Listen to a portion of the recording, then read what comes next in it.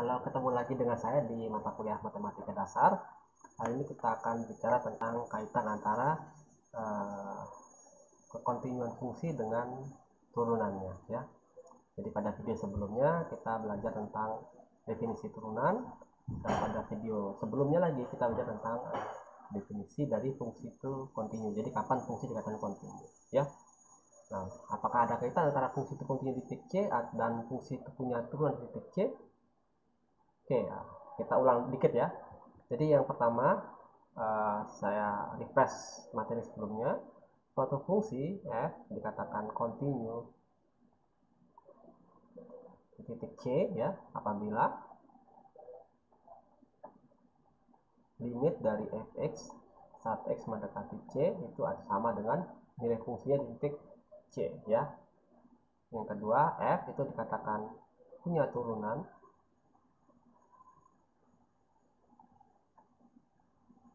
kelebihan A ya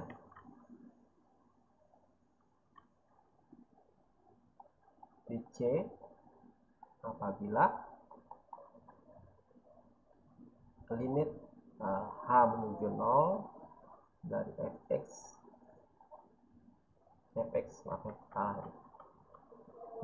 plus H dikurangi fx per H itu ada ya, atau bisa juga ini ya, jadi ini alternatifnya. Atau kedua, limit dari x menuju C fx min fc per x min c ada.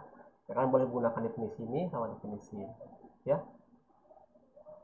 Nah, sebenarnya yang lebih masuk akal itu yang ini ya, bukan lebih masuk akal, ini untuk definisi aslinya adalah saat limit x mendekati C fx min fc per x min c ada ya. Sementara yang pertama ini ya, ini lebih ke menunjukkan berapa turunannya secara umum gitu ya. Nah, seperti pada video sebelumnya kan kita belajar kalau disuruh menghitung cari turunan f di C, kita menggunakan definisi kedua ya. Kemudian kalau cari apa fungsi turunan dari f ya secara umum gitu ya, tanpa titik C nya kita gunakan yang pertama ya, seperti itu ya. Oke, untuk video kali ini kita hanya menggunakan definisi kontinu dan definisi turunan yang kedua ya. Nah, ini ada teorema mengatakan ya, jika f aksen C ada ya, jadi artinya f itu punya turunan di titik C, maka f itu kontinu di C ya. Lupa makanya, maka ya, ini jika P maka Q ya. Kalian belajar di logika dan himpunan, ini sebuah pernyataan matematika yang sebaliknya belum tentu benar ya. Jika F kontinu di C, maka tidak dijamin turunannya di C ada ya. Tapi kita akan kembali ke sana. Kita lihat buktinya dulu dah ya. Yang menarik buktinya, matematika itu suka dengan bukti ya.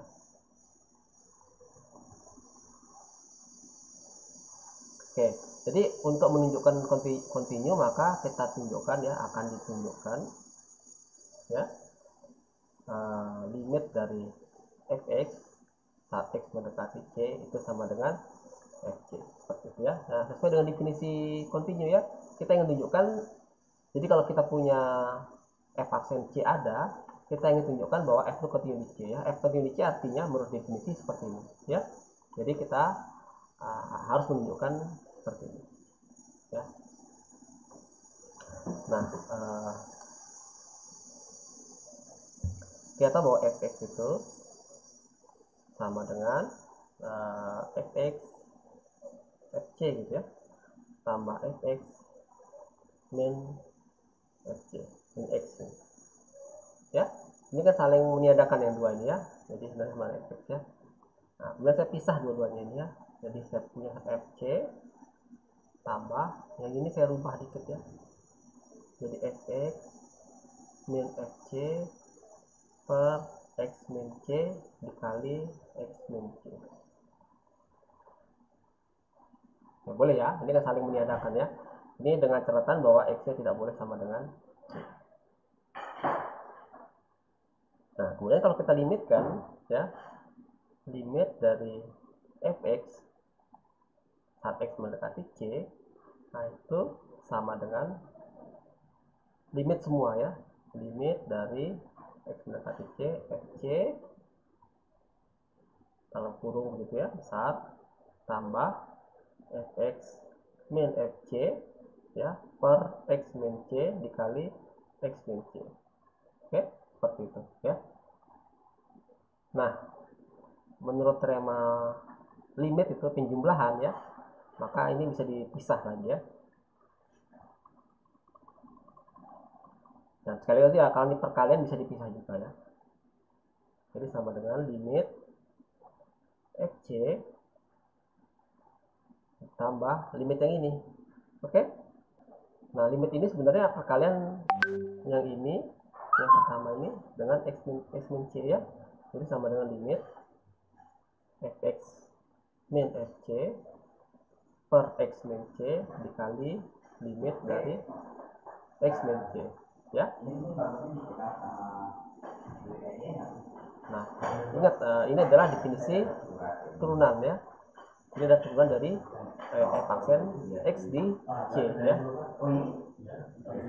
Nah, ingat proses kita memisahkan ini itu benar kalau masing-masing bagian itu limitnya emang ada ya. Tapi kita ini limitnya ada ya. Ini jelas limitnya ada karena polinom. Ini limitnya apa namanya? Jelas ya karena konstanta. Nah, yang menentukan cuma limit ini, tapi ini dijamin ada menurut diketahui ya. Diketahui f aksen C ada, artinya limit X min C, X mendekati C, Fx min Fc per X min C itu ada ya. Jadi kita sudah boleh menggunakan teorema aturan limit itu ya. Nah, ini penting ya, tidak boleh asal aja kan sepertinya. Nah, ini konstanta, jadi tetap Mc ya. Sementara ini adalah f aksen C ya. Dan ini ya, otomatis ini kali 0 ya. Nah, ini kali 0 jadi hasilnya 0 ya. Jadi kita dapatkan ini sama dengan Fc. Oke, jadi kesimpulannya apa? Kesimpulannya adalah yang ini ya, sama dengan Fc. Jadi limit Fx saat X mendekati C itu sama dengan Fc ya. Limitnya ada dan kebetulan dan bukan kebetulan ya, dan ternyata benar sama dengan Fc. Nah, ini sesuai dengan definisi kontinu yang ini ya. Jadi sudah kita tunjukkan bahwa kalau dia punya turunan di titik C, pasti dia kontinu di titik C ya. Nah, kalau gitu apa namanya, sebaliknya bagaimana? Sebaliknya ternyata tidak berlaku ya. Contohnya adalah kalau kita punya fungsi mutlak ya. Nah, menurut video sebelumnya kita sudah pelajari bahwa fungsi ini kontinu di mana-mana ya, di semua garis bilangan real ya. Tapi dia ternyata tidak punya turunan di titik 0 ya. Saat C sama dengan 0, f aksen C ini tidak ada. Oke, untuk menunjukkan dia tidak ada, tunjukkan bahwa limitnya tidak ada ya. Ingat definisi turunan itu ada, artinya limitnya ada ya. Tunjukkan. Nah, untuk menunjukkan limitnya ada, kita gunakan limit kiri dan limit kanan. Jadi kita cek limit kirinya, limit X mendekati 0 dari kiri, dari Fx min F0 ya, per X min 0 ya. Ini sama dengan ini nilai mutlak berarti ya, nilai mutlak X dikurangi F0 adalah 0, mutlaknya 0 ya, tetap 0 ya. Jadi nggak usah ditulis ya. Per X seperti itu. Oke, nah sementara limit kanannya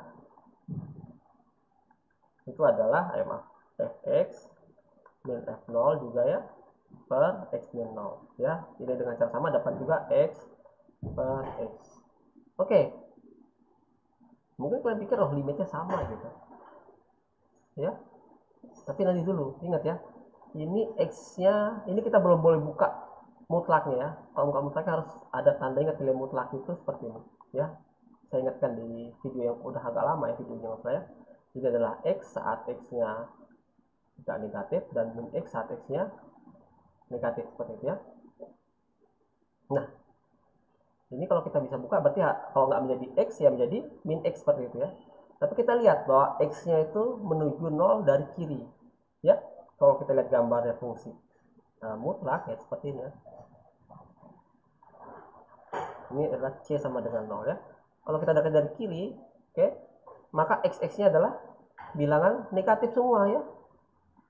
Berarti ini adalah sama dengan min X per X.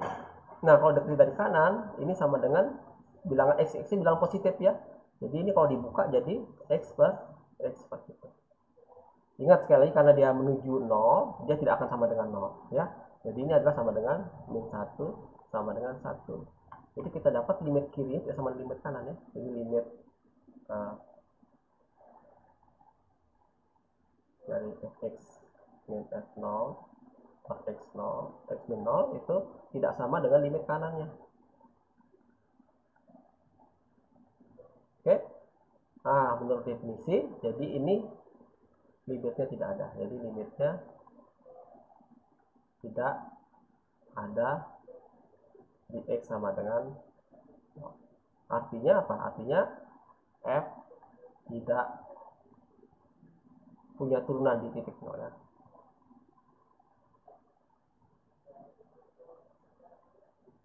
Kita bahasa Inggrisnya tidak differentiable ya.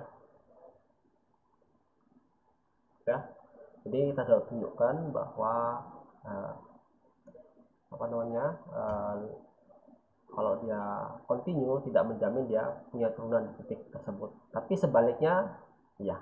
Dan kita sudah buktikan tadi ya. Oke, mungkin sedikit saya ulas sedikit tentang notasi ya. Nah, kalau Newton itu menggunakan turunan itu pakai F aksen ya. Nah, kalau Leibniz itu berbeda ya, tapi sebenarnya sama aja ya. Jadi Leibniz sama Newton ini adalah dua orang penemu kalkulus ya. Dua-duanya ada di negara berbeda dan mereka menemukan kalkulus pada waktu yang bersamaan ya. Mungkin Newton lebih dulu setahun 2 tahun ya, terus habis itu Leibniz. Tapi karena zaman dulu kan tidak ada internet ya, itu tidak cepat ketahuan ya. Nah, setelah sekian lama baru kita dua orang ini membicarakan topik yang sama, yaitu kalkulus ya. Cuma notasinya berbeda. Nah, kalau di Leibniz itu kita tahu kan turunan itu seperti ini ya. Limit dari fx min fc per x min c ya. Nah, ini sebenarnya yang atas kan y sebenarnya y ya, kan kadang y sama dengan fx seperti itu ya simbolnya. Nah, jadi sebenarnya ini adalah limit dari delta y ya per delta x ya. Nah, kalau di Leibniz ini ya delta x-nya menuju ke 0 seperti itu ya. Nah, ini adalah turunan menurut Leibniz ya, simbolnya seperti ini. Dan ini agar tidak menulis limit lagi ditulislah seperti ini, dy per dx. Nah, kalian kalau udah kenal simbol dy per dx di SMA ya, itu adalah notasi dari Leibniz ya. Nah, kadang-kadang juga ditulis sebagai dx gitu, turunan terhadap x ya.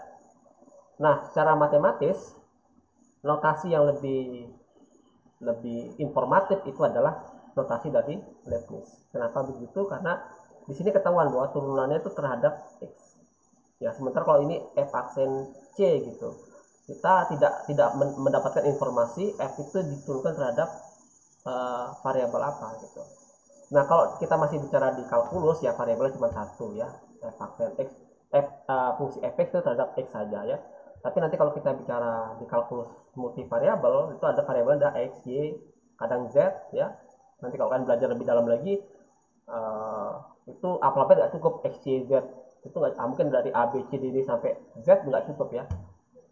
Nah, tapi itu belakangan ya. Jadi intinya kalau menggunakan notasi Leibniz kita jelas gitu, dx atau terhadap y atau terhadap z gitu, jelas ya notasinya. Atau pakai ini dy per dz gitu bisa juga, dy per du, dy per dv gitu ya. jelas ya. Jadi notasi Leibniz ini lebih informatif ya. Saya tidak mengatakan lebih baik atau gimana ya, tapi lebih informatif ya. Cara matematis lebih informatif. Dan nanti kalau kalian sudah belajar kalkulus yang lebih dalam atau yang lebih banyak variabelnya, maka kita murni akan menggunakan notasi Leibniz, karena notasinya Newton itu tidak apa namanya, tidak informatif ya. Oke, tapi selama masih mata kuliah kalkulus, maksud saya matematika dasar ini ya, kita boleh menggunakan notasi yang mana saja. Oke, mungkin materi hari ini cukup sekian ya. Oke, sampai ketemu pada materi-materi berikutnya. Oke, sampai ketemu.